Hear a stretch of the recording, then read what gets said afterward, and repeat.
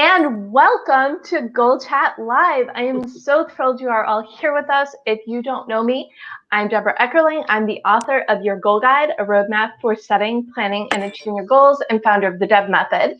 And this is Goal Chat Live. So every Sunday night, I lead the Goal Chat Twitter chat. And then once a month, I bring together friends from different parts of my life so we could have a nice chat. Now, Leslie, who's living in from Scotland, is having some technical difficulties. So I'm going to introduce the first couple guests, and hopefully by the time it's Leslie's turn, we will be able to grab her in here. So I'm excited because it's April. It's National Poetry Month. It's National Humor Month. It's Broadcast Live Video Month, Video a Day Month. Oh, Leslie's here. Excellent. I talked enough that we got all four of us here. Leslie, I had to go live because it was going to cut off the broadcast. So what we're going to do is I'm going to introduce you all, and then you can introduce yourselves better. And then we're going to talk about storytelling. So what was I saying? Oh, yes. So I'm very excited because it's National Poetry Month. It is National Humor Month. It's Broadcast a Video a Day Month. It's a whole bunch of months. So I figured storytelling would be a great common theme to bring everything together. So I have brought, per usual, three people from very different parts of my life to talk. And I think we're going to start with Jennifer. So I know Jennifer because she joins Goal Chat on the live on Sunday nights most weeks. And the other thing about Jennifer is you created a podcast posting month, which is October, but you're all like into Clubhouse, audio, and everything multimedia. So why don't you introduce yourself, because you do too many things. I mean, you do just the right amount. And I'm thrilled you could join us. Well, thank you so much for having me. I'm super excited to be here with these ladies. I know we're all going to learn a lot about storytelling. My name is Jennifer Navarrete. I heard about podcasting in 2005. And when I heard about it, I was like, you mean I can record something, put it up on the web, and no one can stop me? And I was like, sign me up. And I have been involved in the podcasting space since. Obviously, social media, video, those things have come along. It has turned into something that I do for my career now. The thing that Debra was referencing was National Podcast Post Month, which is very much like NaNoWriMo, National Novel Writers Month. In the case of National Novel Writers Month, it's 50,000 words in 30 days. Well, for NaPodPoMo, it's 30 podcasts in 30 days. And it's a real challenge. But in 2020, we celebrated our 13th year. And when we circle back around to November this year, it'll be year 14. And it's a whole lot of fun to kind of get people together to gain their confidence in podcasting, because a lot of people have this barrier to the tech barrier to entry. And so I like to think of challenges as a fail fast, get good opportunity. Excellent. And we're talking storytelling. So of course I thought of you, and I'm thrilled to have you here.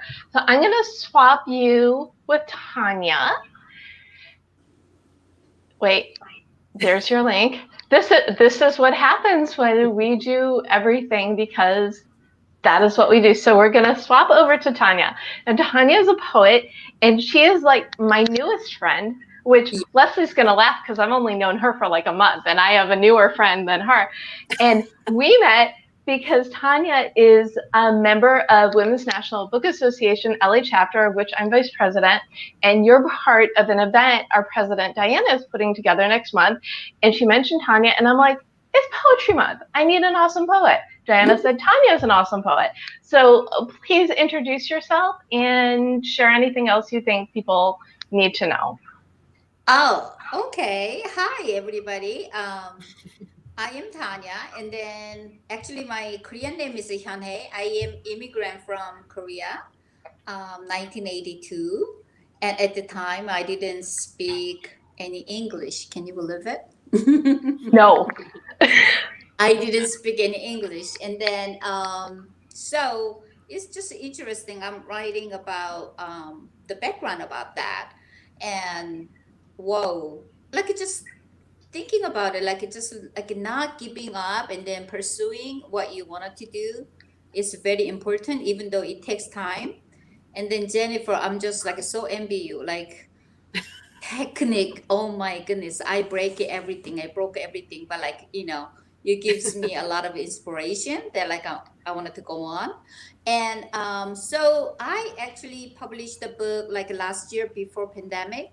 And so I was gonna do a lot of reading and everything, but like it just got canceled. So what I did, this is like a thank you there, because last year during National Poetry Month, instead of like me, I cannot go any like reading and stuff. So what I made is like a YouTube for Poetry Months, and then I committed it every day that I'm gonna do 30 days, not knowing how to even edit it, but I did it. So I'm so happy. Good for you. Yes. Wonderful. Well, I'm thrilled you could be here. I'm going to swap you out with Leslie. I'm so glad you found us. It's very late where you are, and I would have felt terrible if you stayed up this late and didn't join us. So, and Leslie I met because we're both members of a Canadian networking group, and of course, neither one of us is in Canada. And we had a wonderful conversation, and I cannot do justice to introducing you. So will you please introduce yourself and explain why I think you're amazing and need to be here with us today? Wow. Well, excuse me, but my English is not so good either because I'm Scottish. But there you go. That's something else to play with. I'm a shamanic practitioner and storyteller, among other things. And I enjoy stories, and my favorite thing to ask people is, whose talk are you walking? Is it yours? And mainly I use this as a way to get people to tell me their story so that we can understand where the cloth of their limitations is being clipped and cut and sewn up. Wow. And I think it's very important that people understand that storytelling is what we do all the time, every day. And we tell it to ourselves every time we're telling it to someone else. And so that kind of embeds everything that we say. It embeds the identity, it embeds the attachments, it embeds the lies. Wow, So that's powerful. Story is very, very important in life. It's the heart of everything. Mm-hmm. And the other reason why I thought it was really important to do this topic is because we keep rewriting our stories. So much has been changing in the last, like, ridiculous. And some of the stories are not so good. And some of the stories that have come out of this, things people have created, shared with the world in the last year is incredible. But we also have the power of our story. So, Leslie, can you share quickly your journey to how you got where you are and what you do? Oh, crikey, quickly.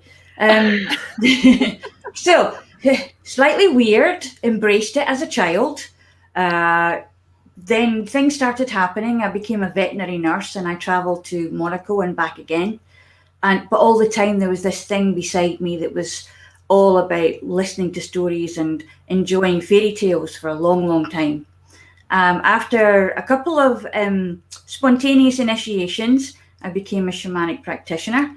And basically that has overtaken the veterinary work because Spirit sent me a 6-stone Rottweiler at 2:00 in the morning to tell me, no, Leslie, this is not for you anymore. We want you to do this.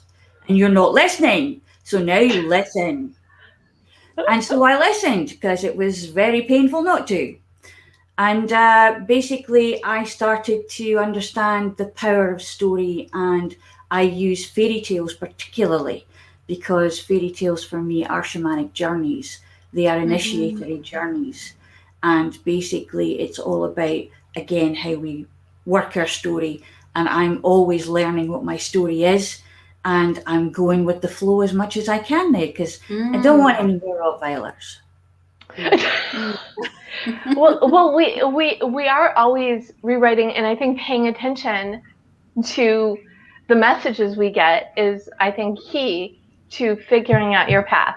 So, Tanya, Yes. The poetry, has it just always been something in your soul, or did you come to it through? It was. I think because it's just like so refreshed because I've been writing about how I start writing, and I came from Korea, right? And then in school we have to turn in our diaries as a homework, so they check your diary, and Do they so read? They read them too? yes, and Oh, wow. so you cannot put Right. your true stories in your diary, right? So it's too much work for me because I have to keep it for one for myself, and then I turn it in for school homework. And there is, and then as in Korea, the women especially, I mean even men too, like we're just like really not sharing emotions, like you suppress the emotions, and then we hear like a lot of stories around, but like not really talk about the, what is that story makes me feel, how we wanted to change, but like it's rather just like it is the way to go, and then just like follow instead of like express the feeling, express like Mm. your own ideas. And you just like receive the like how the women life should be, and then at school you learn how to be obey, and then also not express your true feelings. And so that I have to be right on my paper. And there's some feelings that I wanted to express, but like when you express your true feelings, then you get punished, right? And then you're not Mm. supposed to express their feelings.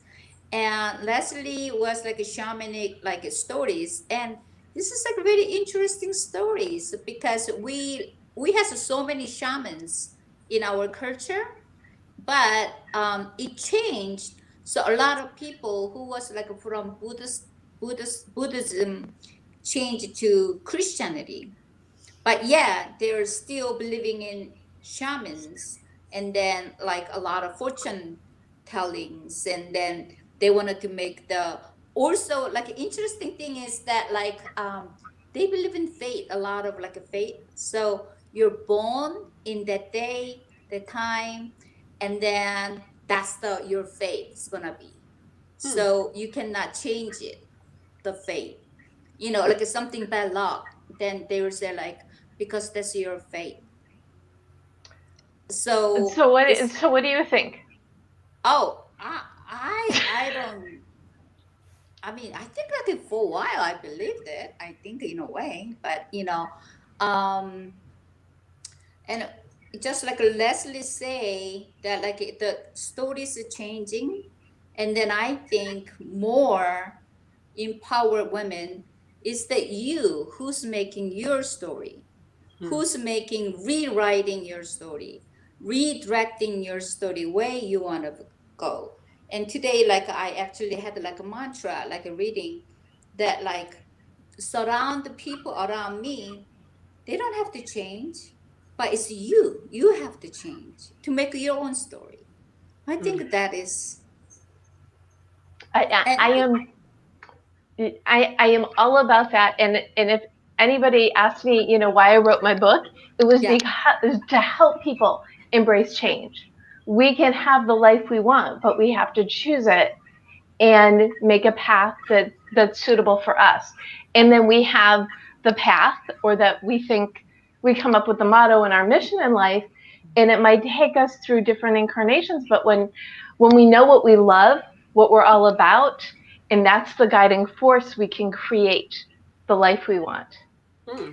I just want to like step in. That's like it's just like coming from another culture and live in this culture, and you see how women change their lives, but then as a girl and growing up, and then study, and then how role of the women should be, is very hard to break it through.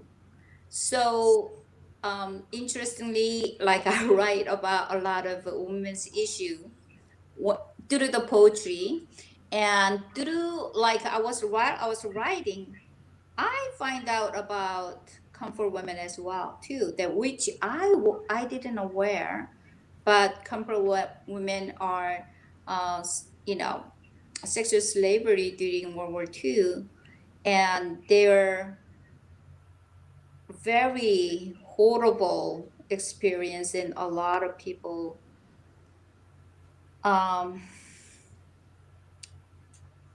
this is like a picture of the comfort women that the book was like just published before pandemic.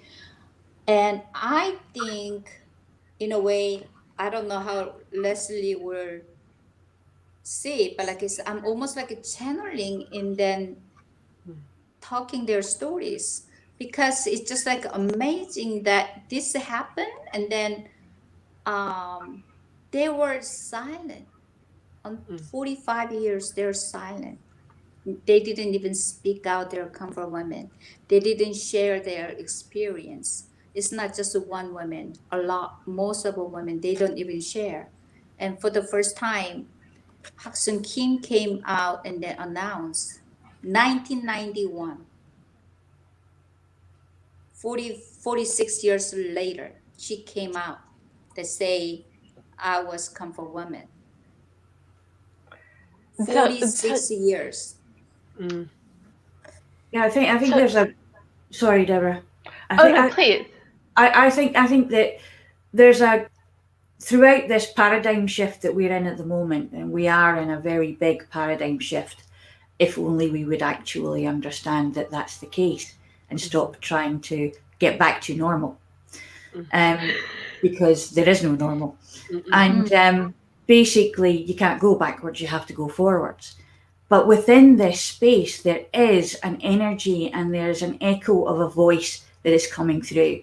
And it's coming through from all of those whose voices have been silenced for so long.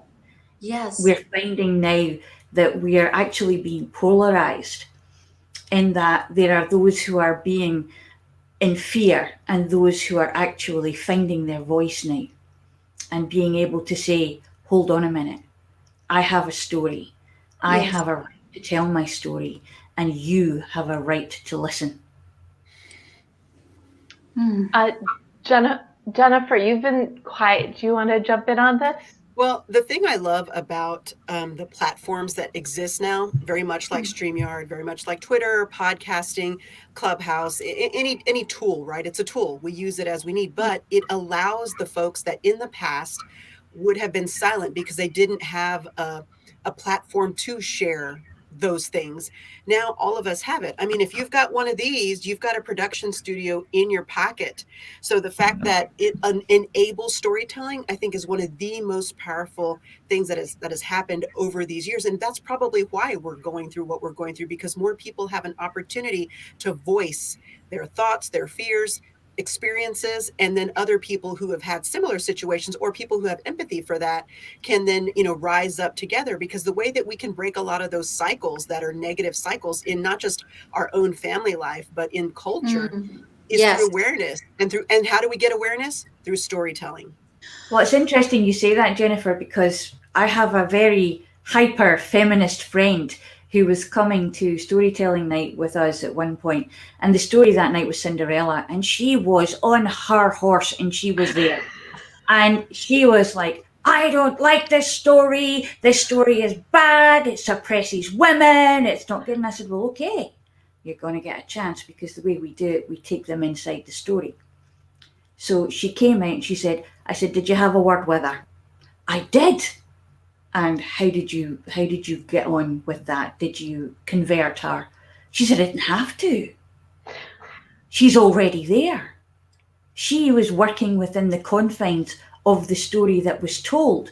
But of course, the story that was told that I heard wasn't all the story that was there. Because in Victorian times, they wrapped it up in a nice little pink ribbon and said, this is where it ends and it's happily ever after. But of course, this is actually the start of the story. If you want to really go into where the power comes in, you want to listen to the grim stories. You want to go grim, because they actually start at happily ever after.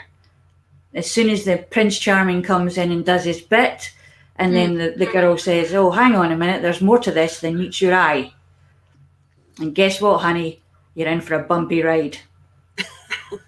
So, you know, it's the fact that in a culture, even in Western culture, Tanya, there are suppressive techniques for what women should be deemed to be doing.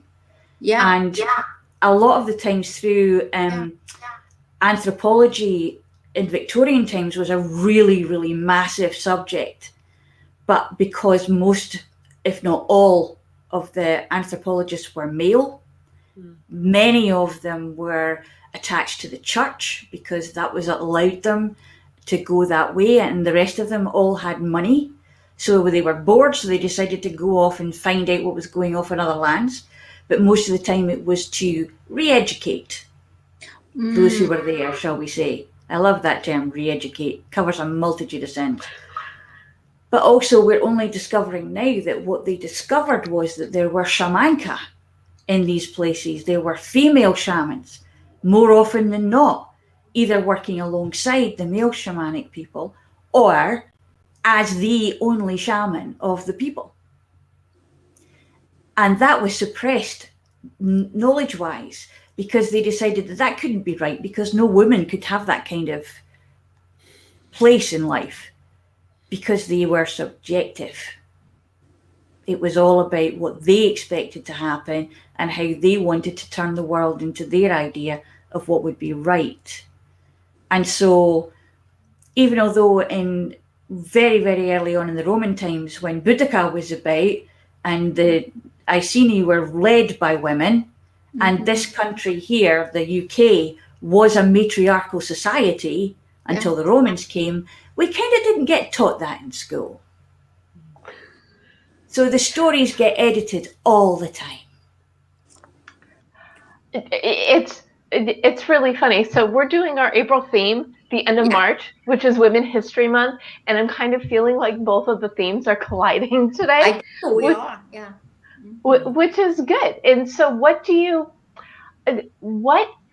advice would you have for someone who needs to tell their story but can't quite get it out or has been told that their story doesn't matter? Do you have any thoughts or words of wisdom or encouragement? Because I'm all about the goals, but because I also, and I'll let you think because I want to go back to what Tanya was saying at the beginning of talking, the journaling and how you had to keep two is just baffling. Not baffling, it makes complete sense. But one of the things that I taught, because I love journaling, it's one of my absolute favorite recommendations. So if I were answering the question that I just asked, I'd say start with journaling and tell the story that you want or figure out the life you want on paper. And then when you say it to yourself, that'll give you practice to getting it out in the world. But when I was growing up, they would check the journals, but they would read the journals. But that's what really inspired my love of journaling. I want to jump in here real quick. So journaling is great if you're someone who likes to write. And of course, we all know that as children, we learn differently and it doesn't change when we grow up, right? And that's why one of the nice things about this modern day is that if you learn by listening, there's audiobooks, there's podcasts, there's all number of things. If you learn by watching, there's YouTube, there's any number of videos. If you learn by reading, there's blog posts, there's all kinds of stuff. So I would say start with what you're comfortable with. Because if you thought, oh, I have to write and I don't really like writing, or I have to start a podcast or I have to do audio and I don't really like audio, or I have to be on video, I would say start with what is comfortable for you, because sharing your story, especially if it's a challenging story, is difficult. So why make the medium that you're going to use a challenge? Start with something that you're really comfortable with, whatever it is. As I mentioned before, if all you do is just talk and do the voice memo on your phone, that's the beginning. Go to Otter, have it transcribed, then maybe make a blog post out of that, or use it to kind of ponder those things. I always tell folks, start with what you have, start with what you're comfortable with, start small, launch soft. A lot of times people create content, they think, oh, I've got to have this big, huge, hard launch, amazing. And it's like, What's wrong with a soft launch? What's wrong with starting slow? So I would say ease into it with the tools that you have, with what platform you're comfortable with, and just the key though, get started.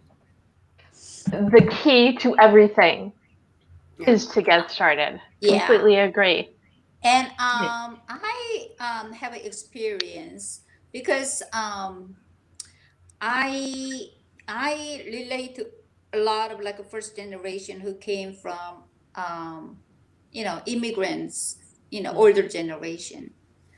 And I had happened to have a workshop with them on told stories actually at the senior center.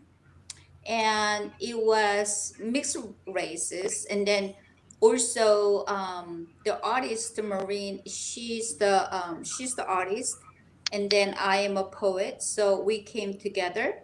And then we did a workshop for the seniors, and I had Korean grandmas there, the older generation. And I know, because I know the culture, because they don't think their life is important, and then they don't have anything to say. And a lot of them, like, didn't go to school and stuff like that, so they don't have a train to writing. But like we're incorporate with the art. So then like we did the calligraphy as well, learn how to do art. And also the problem is like they think I never wrote, like how can I write a poetry? So here I comes, like we did a brainstorming, and then I say, okay, what is the home? What is, so then that's like a very benefit for me because I could speak both language. So then I say, 집을 그리세요, home. And then, 홈이 어떻게 생각되세요? And then like there's, oh, the home, I could eat there, okay. So then with the brainstorming, where you could eat. And then, in fact, one of the ladies, she loves to write a journal. I write my journal. That's like my most precious time. Okay, you write journal. So like we did the brainstorming. And what I did was that like their Korean language. And then I hear their story, right? So very close to what they said. And I translate to English. And they said, whoa, really? This is what really I said it. And then the artist, what she did was with their drawing, we put their poem in both Korean, English on their art.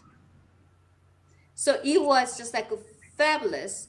But a lot of times I think that women have this insecurity or less value their lives. So I have no story to tell. Also, another thing is that if there's a story, they don't want to share. They wanted to keep it secret because the sharing could be so, maybe could be burden to other member of a family, or that's why like it's very hesitate. As an Asian women, and then also Korean women, I will tell you, like we meet like a lot of times, they don't really share the deep in their hearts. Just like it's sad in a way. I could talk like a lot of like thing is a lot of people, but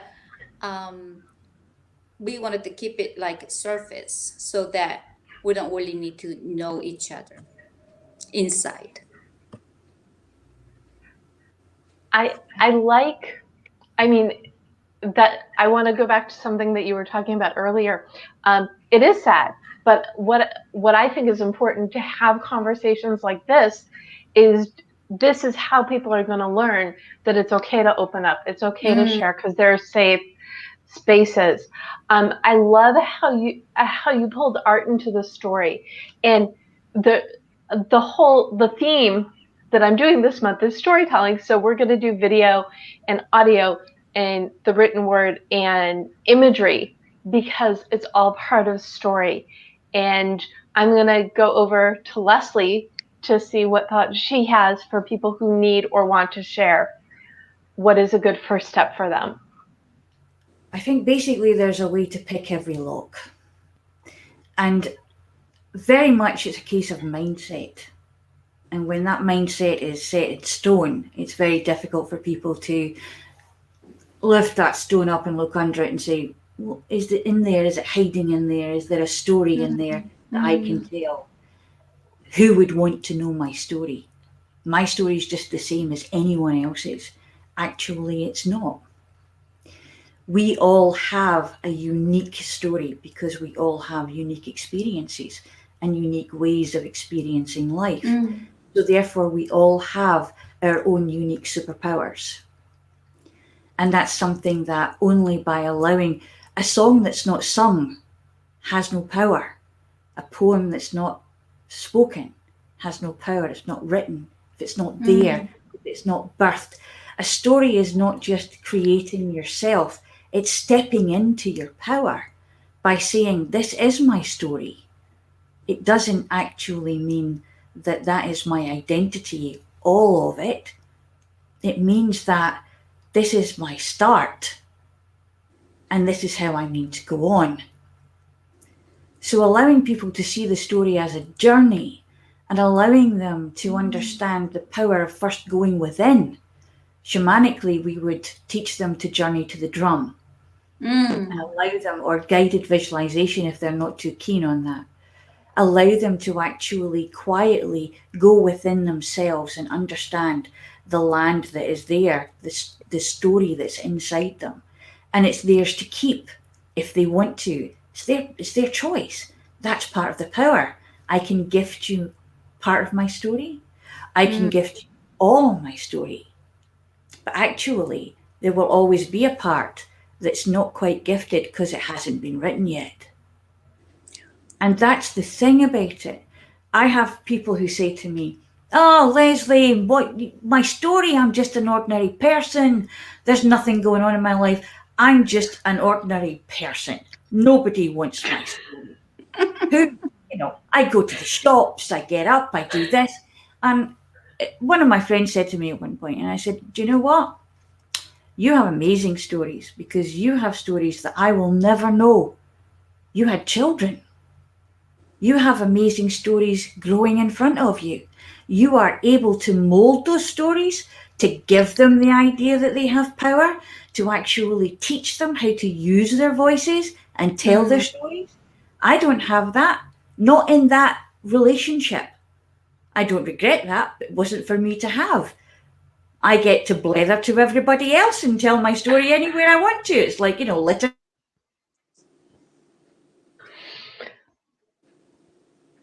I think Leslie got so enthusiastic. Right here, litter it there. There we go. You have is one thing you say.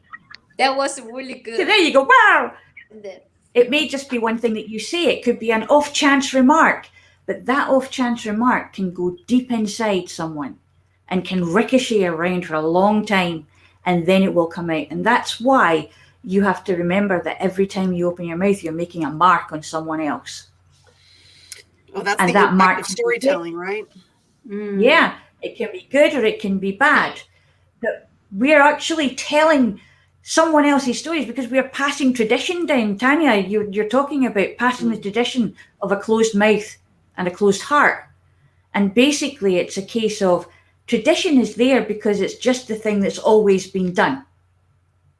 There are reasons for it. I just wanted to say something,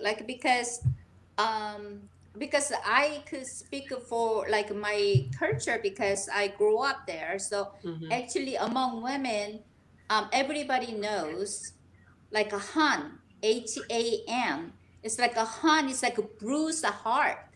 And all women carries it. And then they carry on generation to generation to pass on to the next generation their suffering heart. And then you have to carry it. And also in Asian, our culture, that when you marry, they're you become, that's the poem that I was gonna share you, that like Asian women, it's just a song. what is the song that they're teaching is like when you marry, you gotta be 3 years deaf, 3 years dumb, 3 years blind. Means you go and you say nothing, you don't see anything, you don't speak anything. So then that's how you live your life. And also Hmm. very interesting that I go back to the senior center. This one grandma, she was like start drawing. Whoa, beautiful picture. And then I said, "Did you draw before?" And then she said, "No." And then she started have the dementia, right? But so like I was sit there and then talking to her. Her story is just beautiful. And what was her story was she really, really wanted to go school, junior high school. But her mother said, "No, you stay home and taking care of your brother and sisters." And then, so while she was like talking to me, she's so clear. And then she said, um, but then my friends are going to school, but I have to go stream and then wash clothing and stuff. So when I see my friends coming to school, I hid it from the tree, behind the tree, because she feel shamed. And then she got married. So then I got married and then I didn't have time. So she was like telling her story and then beautiful picture.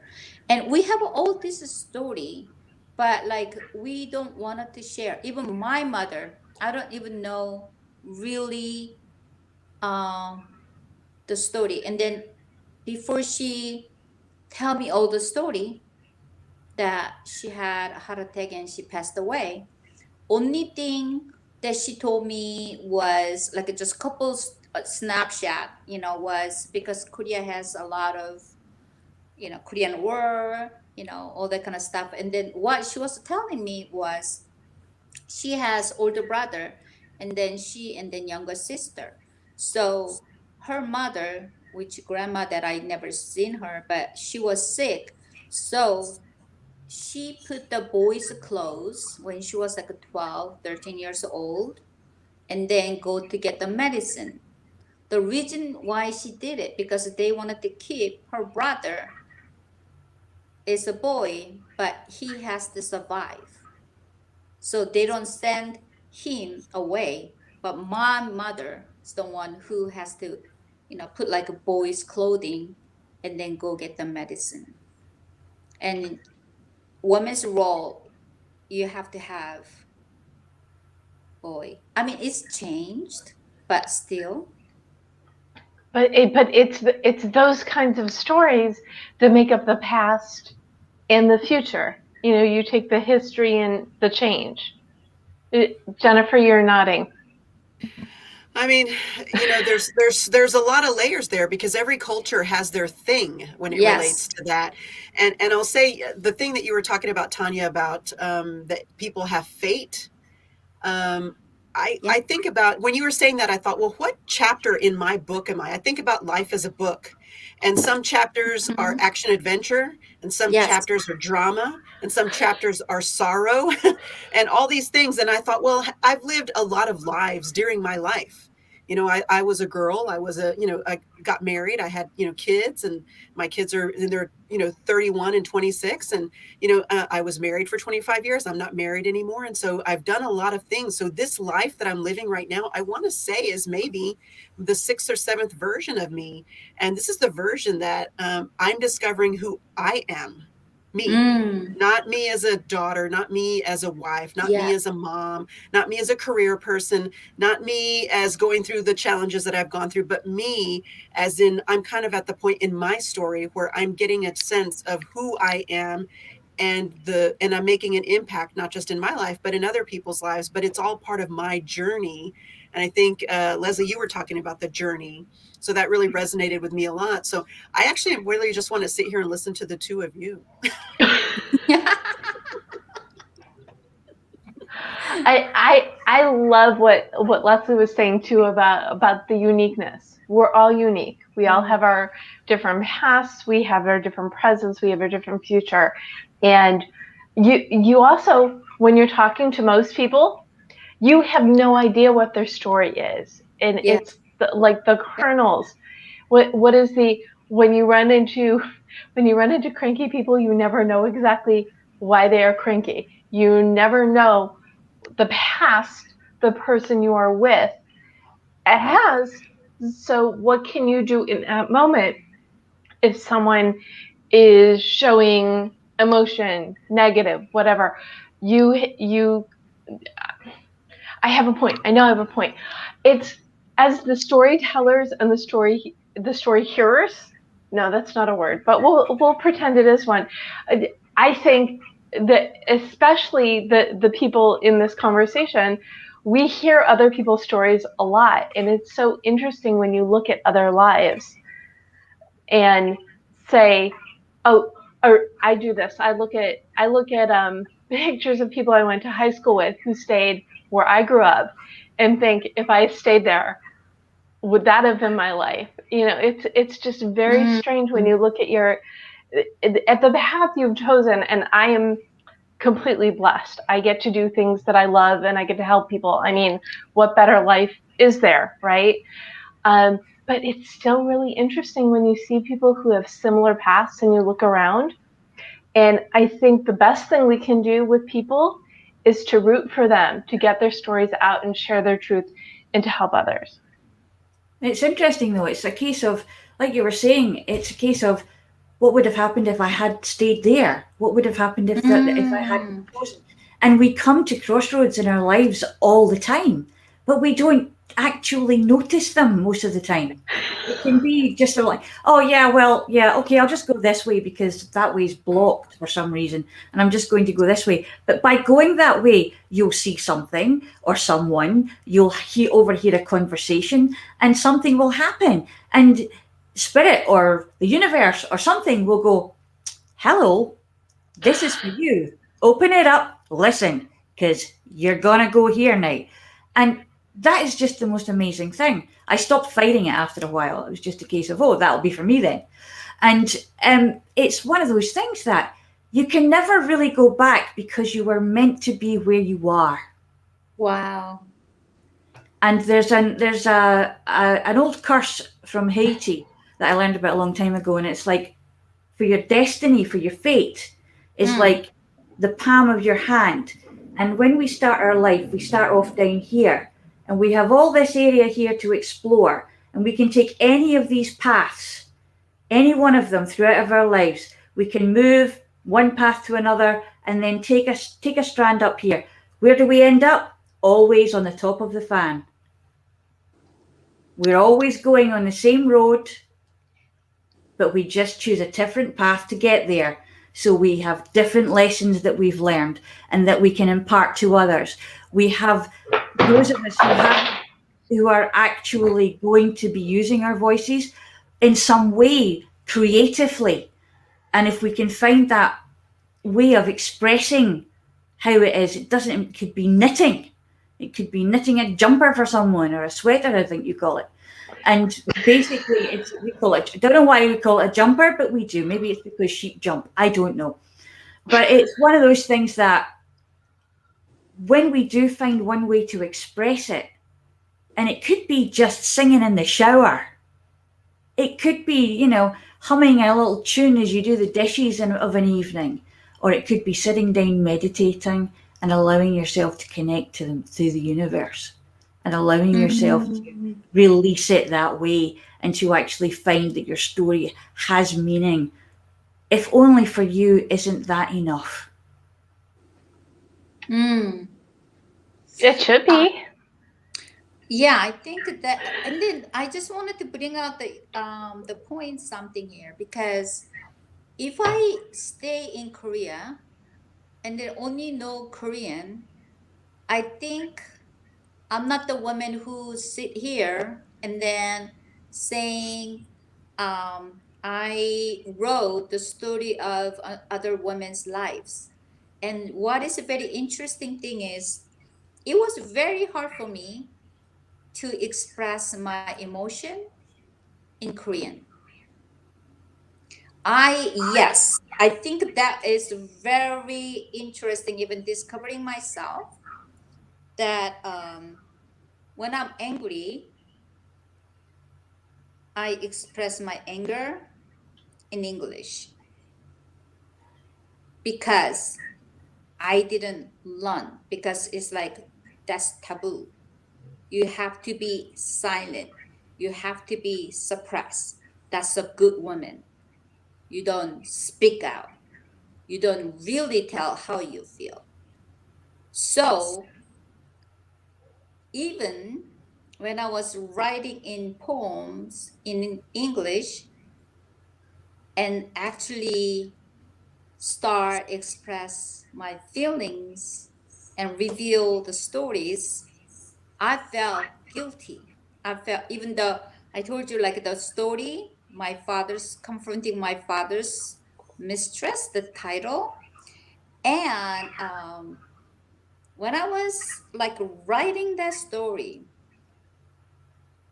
oh my goodness, even like the first line, after my dad died 10 years later, I phoned her 10 years later. And then like in the poem, the first line, I could call him bastard in English. What I mean is I still cannot call him bastard. Go I mean, I you. love him, but like, even though if it's like a bastard in like in your father is a bastard, but you never call your father bastard. So I said in English, what I say, not Korean. So then like I get split personality. When you ask me to talk Korean, I'd be very nice talking, but like, and even my own poem, there's the no trespassing, that I was very angry at my roommate. So I wrote it very angry voice. But when I translated, it became very submissive.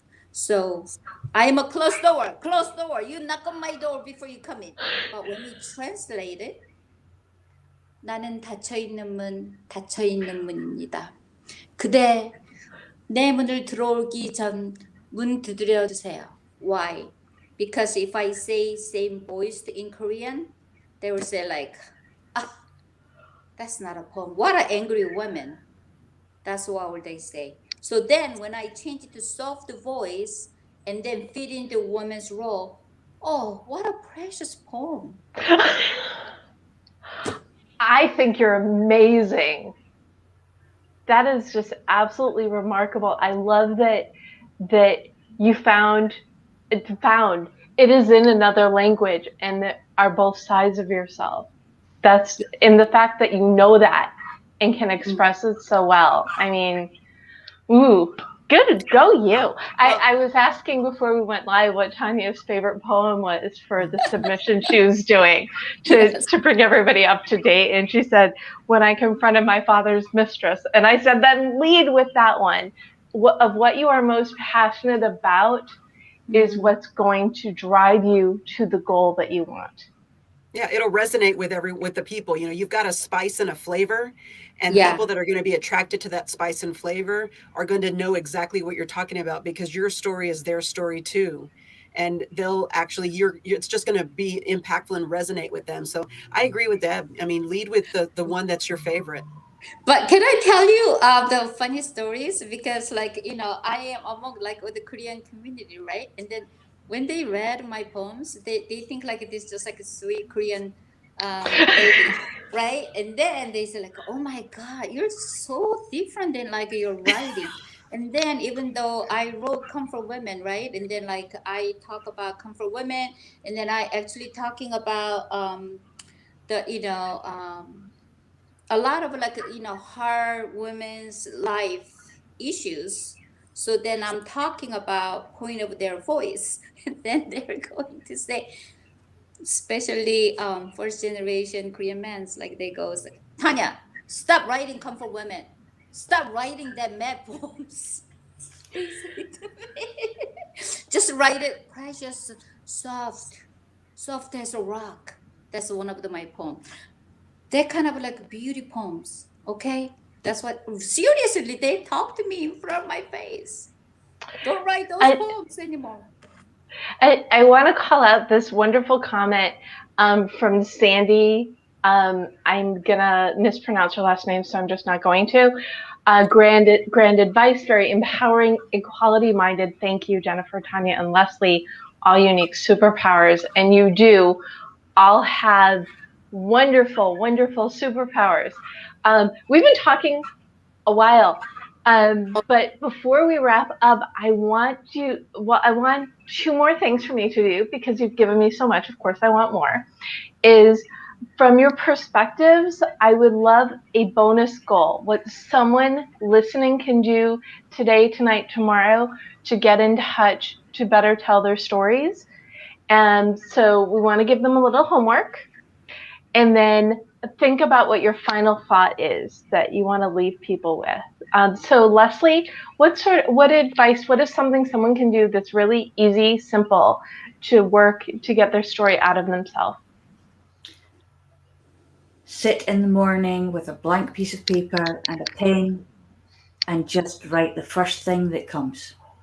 It will set the tone, and you can actually start to make yourself understand that there's a mood there's a reason behind that mood, and if it's worries, if it's stress, get it out on the paper. And if it's stressful and it's something that's a bad memory, take it outside and burn it and allow it to go back. I love, this really makes me think of what Tanya is saying. She's like, all these things that sound really nice in English or in Korean, and then in English they're like pow wham. And now we have Leslie, who and I started typing and I hit send before you pow whammed us at the end. But sit in the morning, write the first thing comes to you, and if it's bad, burn it. Yeah. If it's emotions, get it out of you. I think that is amazing.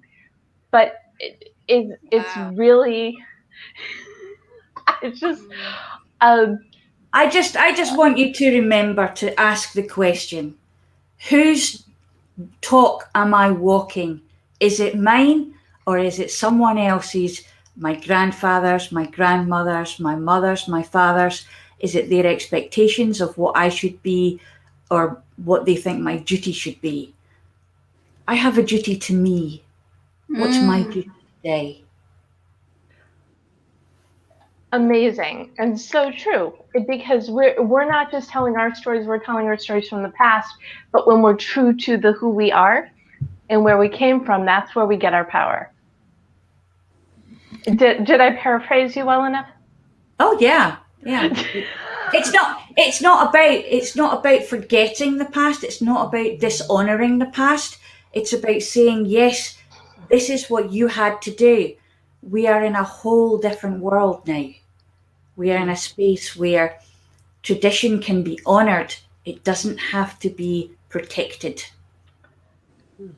It doesn't have to be continued the same way. We can walk the road of our tradition with a new tradition that we make ourselves, so that we're comfortable in the new shoes that we're walking in on this journey. Wow.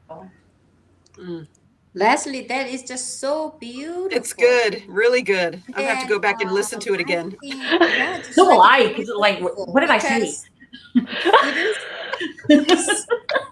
It is just It's not like me. It's my heart. Sorry, Tanya. It's like being like trained, especially women. You put other people first, and then Leslie. You know what what happens when you try to put yourself first? You feel you're selfish, and then even though it's not just you, your society say, "Oh my goodness, you're so selfish. You put yourself first." Well, actually, Tanya, celebrate the selfishness, because the one thing they tell you on an airplane is don't give the mask to anybody else. You have to take it first, or you'll be useless to anyone else.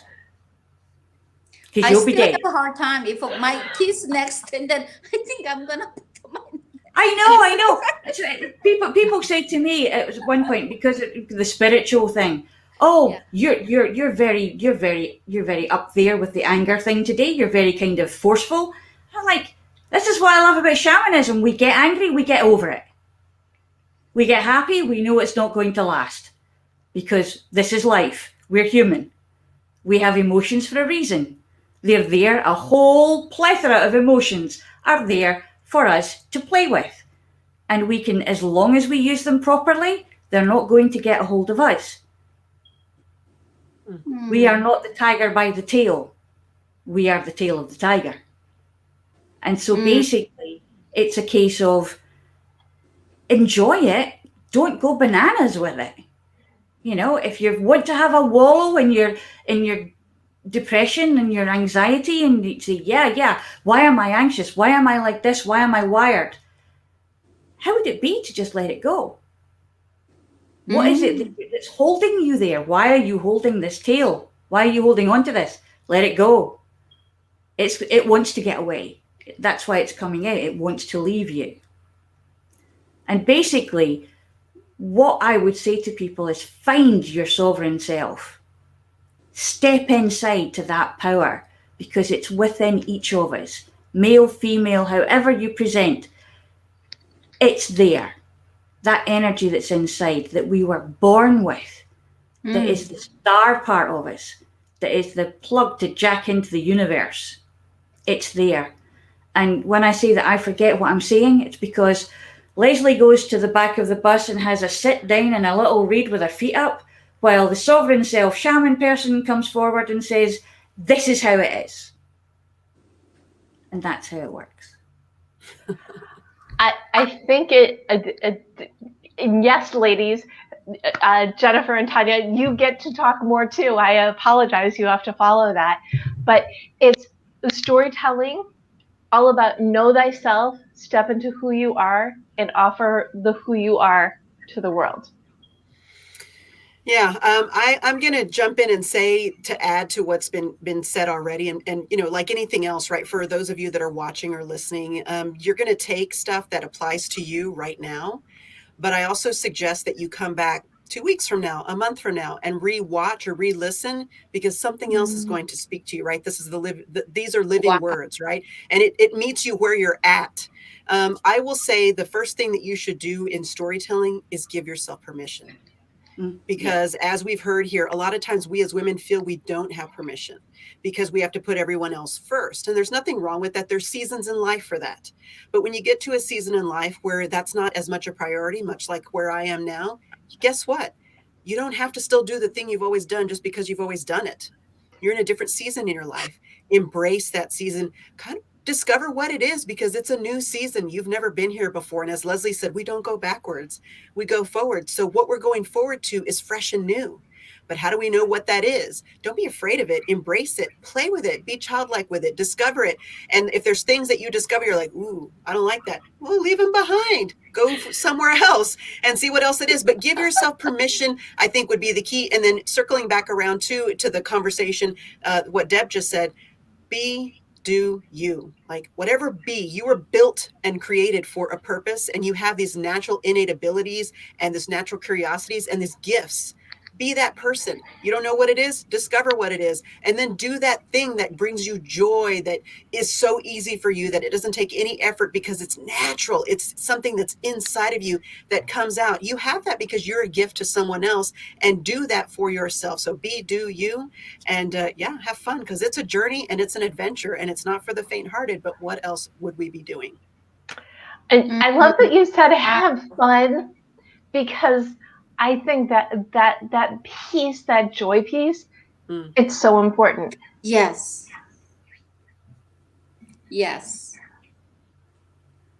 That's very interesting, Jennifer. You brought the joy, because I was like reading, like, you know, I'm giving review for like these books, like not published yet, and then I have to give like my opinion. I feel so important. And it was like about, like, I'm reading this, that's exactly what I said to the book. I said, it's missing joy in this book. And who wants feels very forced it, and then even the like fit in the character in the box. And I just wanted to go on because, like, the conversation is just like amazing. It's so inspired. I just felt so joyful, and then listening Leslie, Jennifer, and Deb, I mean, just like amazing. And actually, Leslie, what I do is like every morning. I don't know how many years. The first thing that I do in the morning is I'm right. Like when I get up, and then first thing that I do is writing. So like at least 15, 20 minutes. Like, and then just like what you say, and then I try to remember like what was in the dream, and I just like write the dream or like things to do. And then if I actually, there's some part that I have to write, I write, and then I burn it too, because you don't want to leave the something behind. If you don't want to write, I actually have a picture of a cougar, a puma, on the wall in front of my bed, and she's got her big claws into this big bit of wood, and the affirmation on it says, "Today will be a good day because I said so." And that just tickles me. That just tickled me. I thought, you are definitely at the bottom of my bed. First thing I look at in the morning. Today will be a good day because I said so. I need that. As a former theatre nurse, I can tell you that is the best way to do it. Okay, today will be a good day because I said so. Yeah, I kind of setting the tone, Yeah. So for me to like people who's like, oh, I don't want to write, like I don't know where to start. I want to give you like a little tips, because actually like during this season that we had I taught like high school students poetry through Zoom. And it's like they could be off the camera, so they don't have to speak.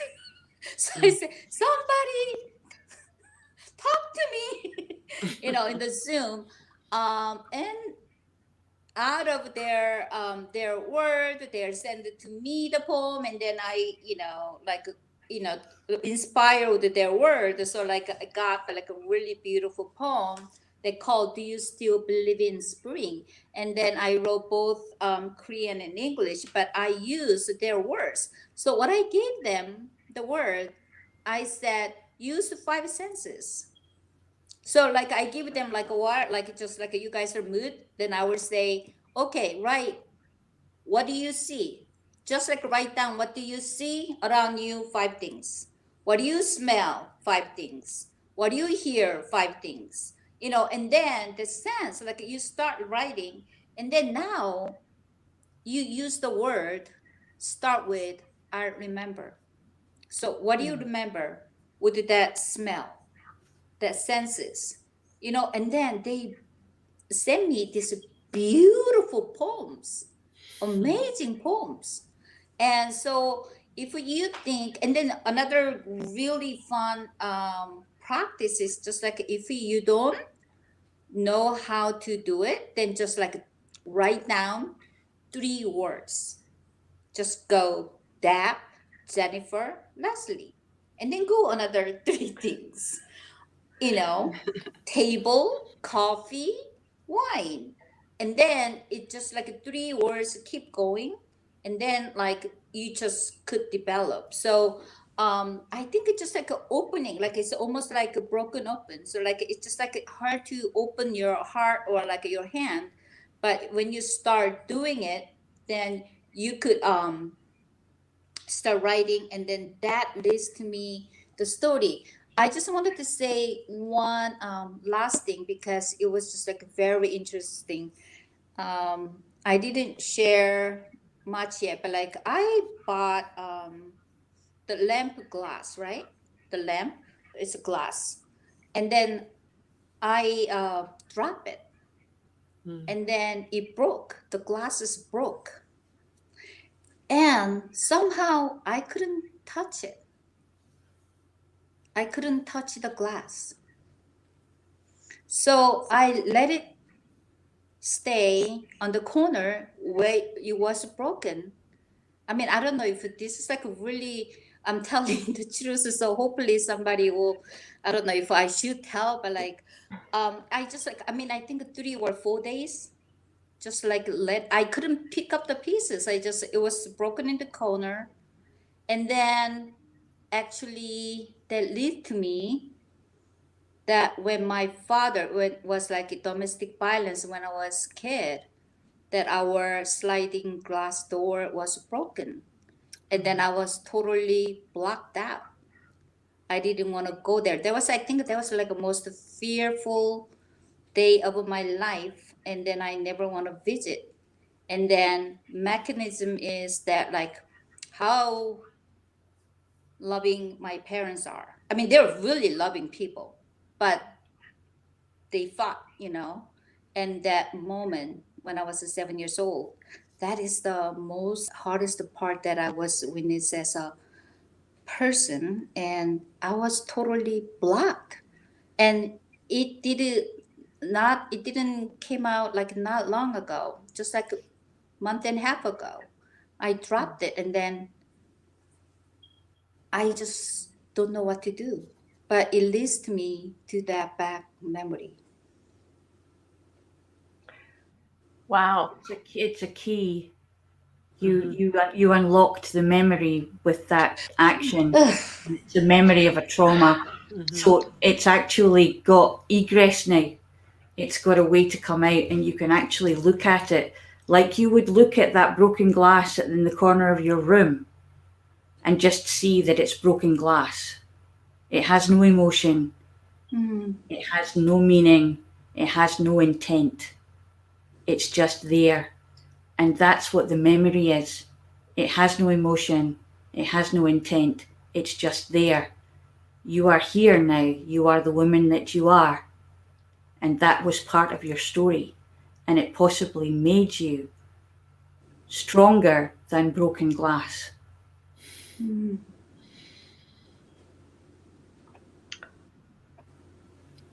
Leslie, you are something else. I'm going to go back and watch this and listen, because so many gold nuggets that have meaning for me. And meaning for me, yeah. I so appreciate Deb for putting us all together, because for me, listening to your stories has really touched me, and I need some time to process because there's a lot going on. So thank you. Thank you. Thank you. When I put these groups together, I never know what's going to happen. And while I'm living the experience like I'm doing right now, I'm like, I couldn't have programmed this. I love, that's why I love bringing people together so much. This has just been ridiculously amazing, powerful conversation. And I thank you all for being here. And we even had, I have to pull this up. Sandy writes, I'm getting ready to teach my annual class, Cultivating Voice. I'm hoping I can share the video with co-learners in this class. Absolutely.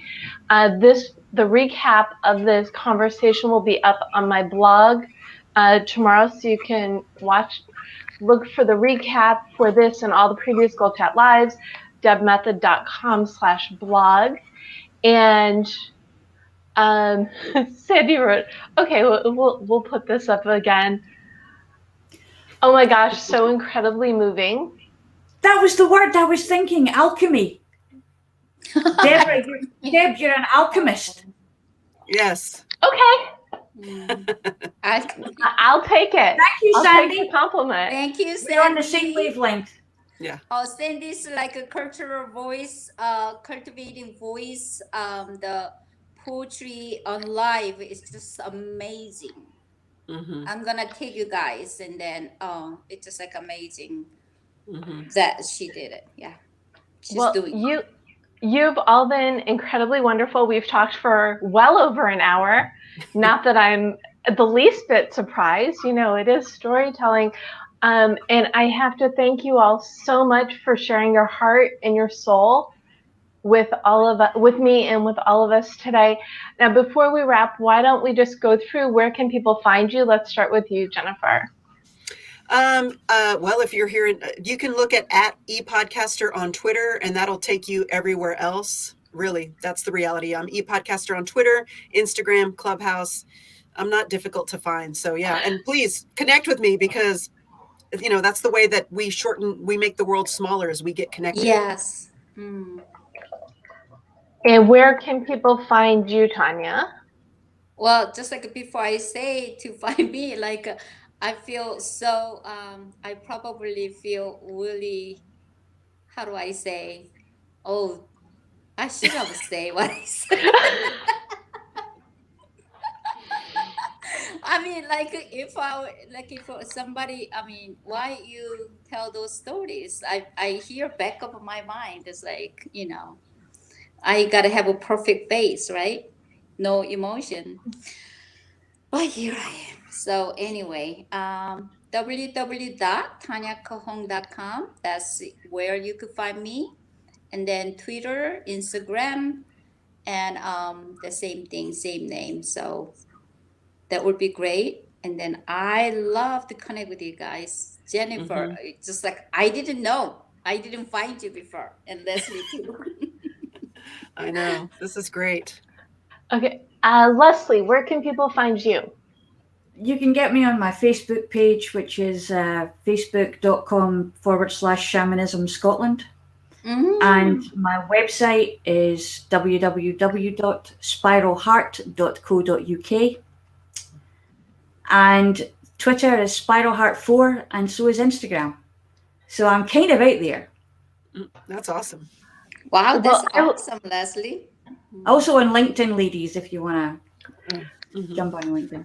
Well, I will put you all on. I will put as much of this information as I can in the recap. Again, go to thedebmethod.com/blog, and I am at the Deb Method everywhere. And if you're watching, you can connect with me on LinkedIn as well.